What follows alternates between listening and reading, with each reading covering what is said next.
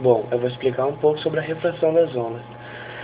Considere uma onda que atravessa uma superfície de separação entre dois meios quaisquer, que a sua direção iniciada é desviada. Este desvio no ângulo de incidência é que depende exclusivamente das características do meio. É denominada refração. A refração é a explicação de inúmeros efeitos interessantes, como o arco-íris, a cor do céu no pôr do sol, uso de lente nos óculos e instrumentos astronômicos.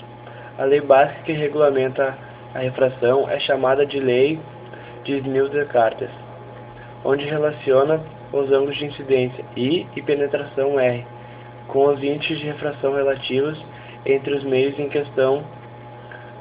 Por índice de refração relativo, podemos entender como a divisão entre as velocidades dos dois meios, qualquer que seja o tipo de onda envolvida na refração.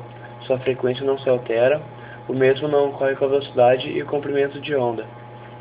Por esta lei, percebemos que a incidência de raios perpendiculares, paralelos à reta normal, a fronteira que separa os dois materiais, não causa desvio no sentido de propagação da onda, uma vez que todos os pontos que constituem a frente da onda acabaram sofrendo uma mudança de velocidade simultaneamente. Exemplos de refração de ondas, agora eu vou dizer.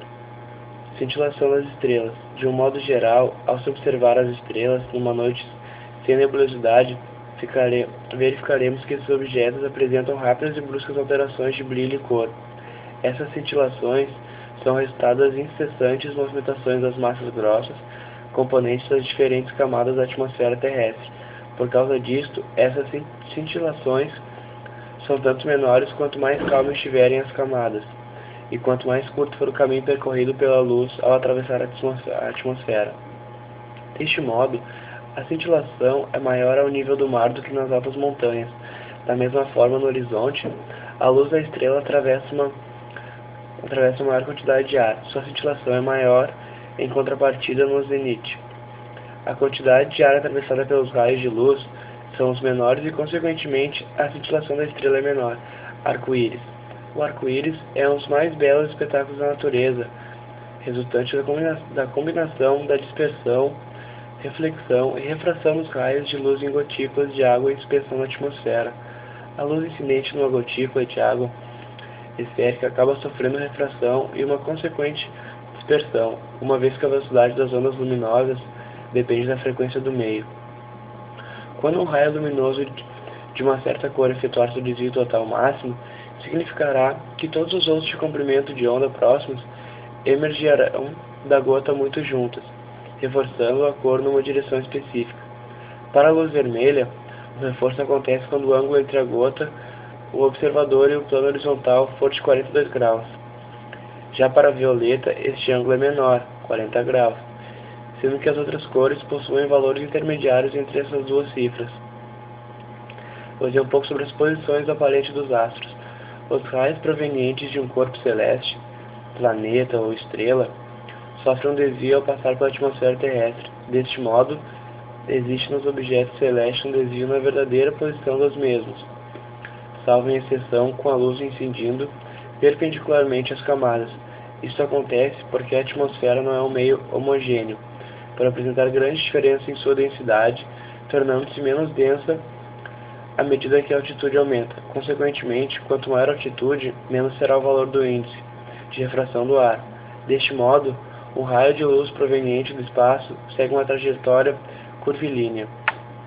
Efeitos de quebra aparente dos corpos. Se incidirmos um objeto, um lápis, uma caneta, assim, dentro de um copo cheio de água, temos a impressão de que ele se quebrou, porém, ao retirá-lo, a parte que foi imersa volta ao normal. Isso acontece pois a luz passou do ar para a água e sofreu refração, indo do ar, meio no qual a velocidade das ondas é maior, para a água, no qual a velocidade é menor, existindo com isto o desvio observado. Agora eu vou explicar um pouco sobre a polarização das ondas. Considere inicialmente a luz produzida no Sol devido aos fatos das fontes terem um grande número de irradiadores de ondas, bem como de casualidades nos processos de emissão. As ondas são formadas por diversos planos de polarização espalhados em todos os ângulos possíveis.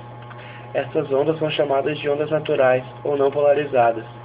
Em contrapartida, Dizemos que uma onda está polarizada quando oscila num só plano de vibração, chamado plano de polarização da onda.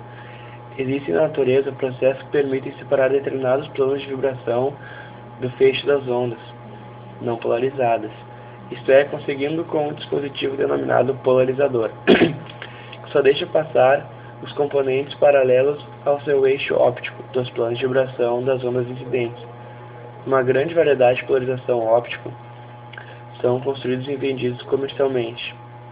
Vou citar alguns exemplos da polarização. Podemos observar que após a onda emergir do polarizador, só existem as componentes paralelas ao seu eixo óptico, sendo eliminadas as componentes perpendiculares.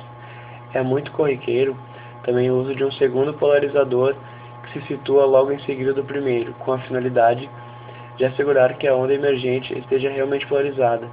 Este segundo polarizador, que muitas vezes é análogo ao primeiro, é denominado analisador. Esse processo é conhecido como lei de Malus. Caso ocorra o aparecimento de mais um analisador em nosso sistema, a lei de Malus pode ser generalizada, sendo um produto dos cossenos ao quadrado de todos os ângulos entre o polarizador e o analisador. Verifique-se que a polarização é um fenômeno típico das ondas transversais.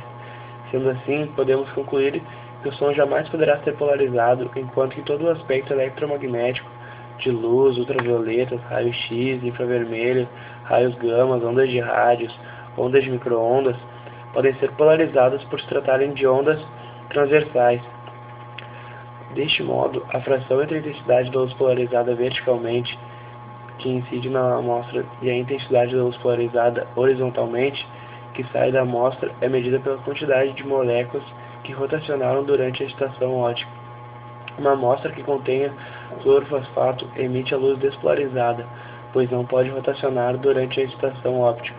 Ao se adicionar uma mistura de soro e anticorpos ao sistema, ocorre uma reação entre as duas substâncias, e o complexo resultante emite luz polarizada, a qual em seguida se efetua uma curva padrão de concentração de fluorofosfato versus polarização. Através da construção de uma curva padrão para a amostra e sua subsequente comparação com o gráfico de concentração versus polarização de drogas conhecidas, podemos determinar o tipo de droga que está presente na amostra. Com essa explicação, espero que o senhor tenha entendido bem sobre refração de ondas e polarização de ondas.